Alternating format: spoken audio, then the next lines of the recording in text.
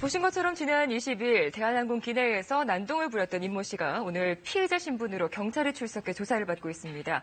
공교롭게도 같은 비행기를 타고 있던 팝가수 리차드 막스가 이 상황을 자신의 SNS에 올리면서 널리 알려졌죠.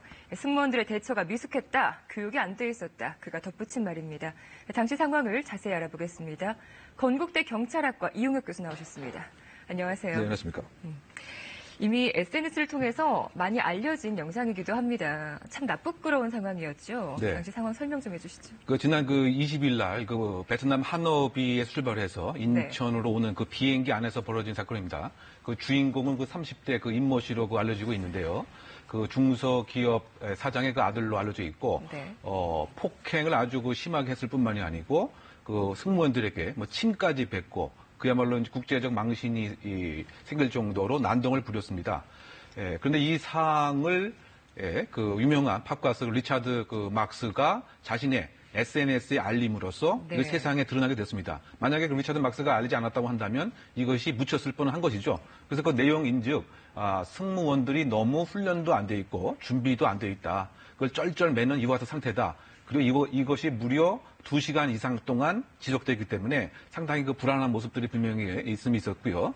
더군다나 이제 알려진 바에 의하면 이 임모 씨가 비행기를 타기 전부터 이미 음주 상태였고 비행기 안에서도 양주 2잔 반을 이제 마시는 네. 소위 말해서 어떻게 본다면 비행기 안에 주폭이었다.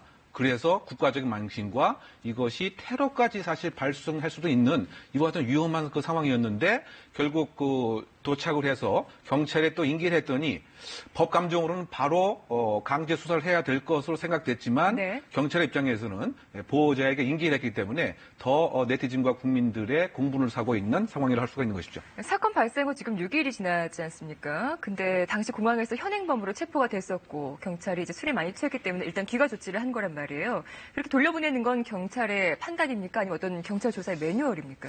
그래서 일반적으로 이제 주치자를 경찰이 다루는데 상당 부분 이제 부담감을 느끼는 것이 보통입니다. 네. 따라서 신원이 확보되어 있다고 한다면 주치 상태가 해소되고 나서 명정 상태가 해소되고 나서 조사를 받는 것이 일반 사건에서 있긴 합니다. 다만 이제 이번 사건 같은 경우는 이제 해외의 사례에 비춰 보게 되면 해외에서 비행기 안에서 난동을 부린 경우 도착을 하는 즉시 사실은 이제 강제 수사 바꿔 얘기하면 구속되거나 감금되는 것이 보통이거든요. 네. 다만 이제 우리는 그것에 비춰보서는 너무 광대했던 것이 아니냐. 그래서 혹시 일각에서는 역시 금수저의 위력이 보여진 것은 아니냐. 이런 비난 때문에 지금 각종 포털 사이트에서는 댓글이 무려 4,000개, 5,000개 이상씩 지금 붙고 있는 상황이 아닌가 생각됩니다. 그렇습니다. 자, 그럼 오늘 경찰 조사의 초점이 어디에 맞춰질지도 살펴볼 텐데요.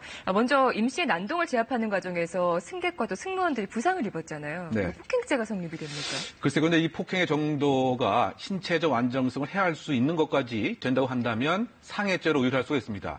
그래서 지금 승무원 등이 상해 진단서를 제출을 했고요. 네. 그다음에 현재 인터넷에 떠돌고 있는 동영상이 분명히 중요한 증거 자료가 되고 또 대한항공 측에서도 이 과정에 1시간 동안 촬영을 했습니다. 그래서 그렇다고 본다면 상해죄로 의율할 가능성과 더불어서 항공보안 안전에 관한 법률 위반 사항 중에서 여러 가지 난동 행위라든가 혹시 만약 경찰의 입장에서 예를 들면 이게 항공 업무에 방해를 한 것까지 의율할 수가 있을 것 같아요. 그러니까 의율할 수 있는 폭이 상당히 넓은데 결국은 여러 가지 여론과 지금 하나의 또 본보기도 필요하기 때문에 곧 구속영장을 신청할 가능성도 있고 폭행보다는 상해죄로 의율하거나 단순한 항공보안법상 의무 위반보다는 항공보안법상의 영업방해에 의율 가능성이 상당히 높지 않나 생각됩니다. 술에 취해 있었지만 일각에서는 마약을 했을 가능성도 조사해봐야 되지 않느냐 이런 이야기가 나오던데요. 그렇죠. 가끔 이제 보다 보면 우리가 길거리에서 운전하는 사람을 검거하다 보면은 난동을 부리고 정신적인 문제가 있는 경우가 많이 있습니다. 네. 그래서 이번 사항에서도 여러 가지 행태 같은 걸 보면 정말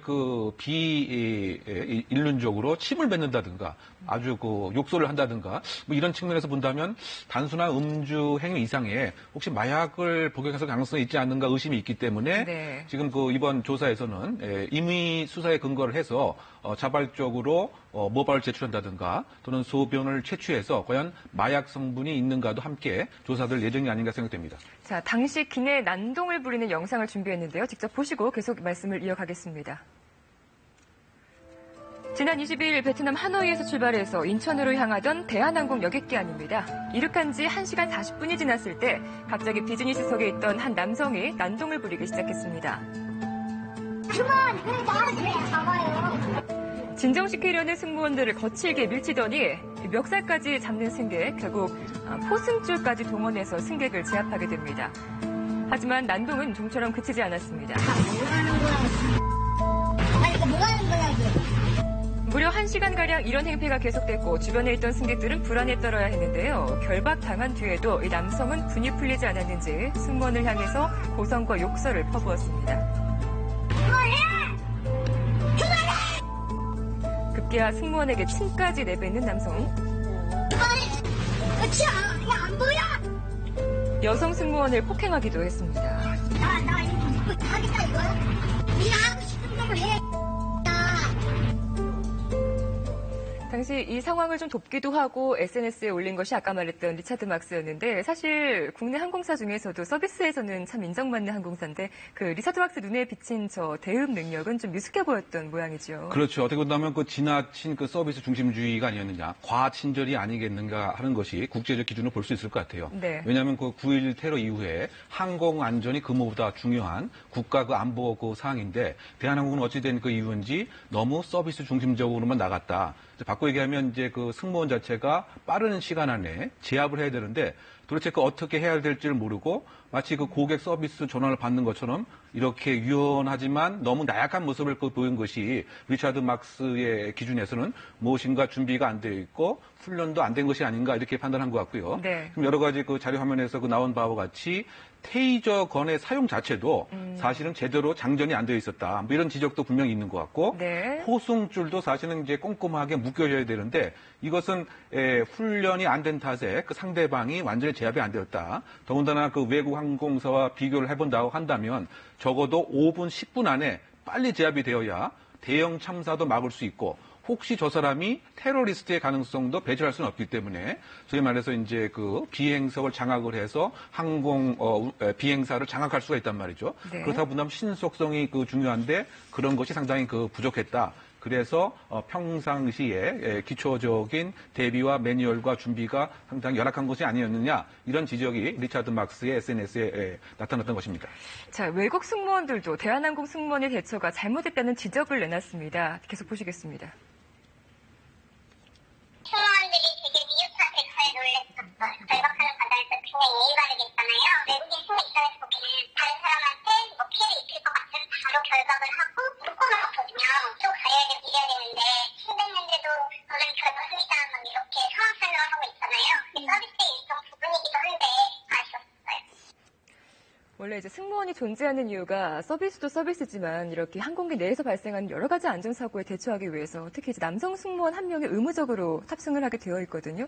남성 승무원이 없었던 모양이죠. 그렇죠. 그 남성 승무원이 없었고 이제 남성 이제 그 다른 분이 있었던 것 같습니다. 네. 그리고 원칙상은 이제 그 보안 요원이 함께 그 동승을 해서 필요한 경우에 이른바 기내에서의 그 경찰 사법권을 행사할 수가 있는 것이죠. 기장이 경찰 사법권을 갖고 있고 승무원이 그것을 이제 그 위임을 받고 있는 이와 같은 형태입니다. 네. 그런데 저와 같이 그 현실적인 문제가 발생했던 근본적인 이유 중에 그 하나는 소위 말해서 그 승무원들이 적극적인 행위를 그 했을 때에 결국은 나중에 클레임이 오게 되면 본인이 인사고과에 불이익이 상당 부분 있다 보니까 위축될 수밖에 없는 것이고 또 이것이 기업 문화의 간간히 배어있다 보니까 평상시의 교육 훈련도 이 난동 승객에 대한 제압 훈련은 상당히 그 부족했다. 이런 점이 하나의 그 이유라고 봐야 될 것 같고요. 네. 또 그 법적인 그 측면에서 소위 말해서 정당방위라고 하는 것이 아주 좁게 인정되기 때문에 혹시 상대방을 제압하는 과정에서 이 승객이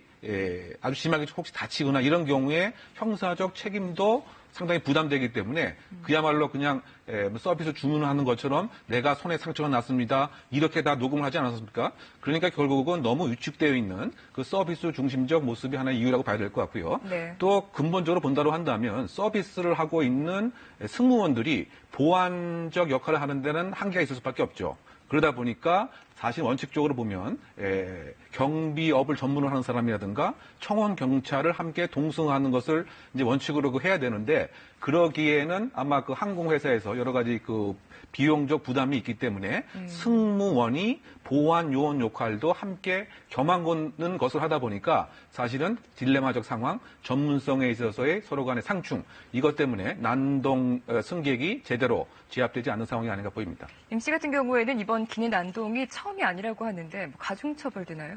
지금 그 9월에 그 베트남에서 비슷한 상황으로 베트남 법원에 의해서 200불의 선고를 받은 것 같습니다. 네. 그래서 어쨌든 간에 이제 국내에서는 그와 같은 범죄 성향을 반영을 해서 이번도 상당히 반복될 상습성의 그 가능성이 있다고 하는 점에서는 양형에 있어서 가중 요소로 작용할 가능성이 크지 않나 생각됩니다. 네.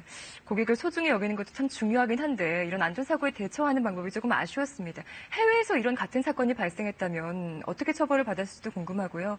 끝으로 이제 우리 국내 항공사들이 좀 더 명심하고 앞으로 개선해 나가야 될 점들 짚어주시죠. 예, 가장 큰 차이가 이제 그 처벌에 대한 양에 있어서 너무 차이가 있는 것이죠. 뭐 미국 같은 경우 무려 20년까지 징역형을 선고받을 수가 있습니다. 그런데 국내의 경우에는 고작해야 5년 이하 징역인데 이거 실제로 기소된 경우도 거의 없는 것이죠. 네. 또 하나는 이제 그 승객이 지켜야 할 여러 가지 의무 사항을 사전에 공지해서 승객들도 그것을 충분히 인지하는 것도 함께 필요합니다. 그리고 그 보안 요원이 무엇인가 더 전문화돼서 승객에 대한 서비스는 승무원이 하고 네. 보안 요원은 보안 요원의 역할을 전문화하는 전문적 영역 확보, 이것이 여러 가지 발생할 수 있는 항공 안전의 대비책이 아닌가 생각됩니다. 잘 들었습니다. 건국대 경찰학과 이용혁 교수였습니다. 고맙습니다.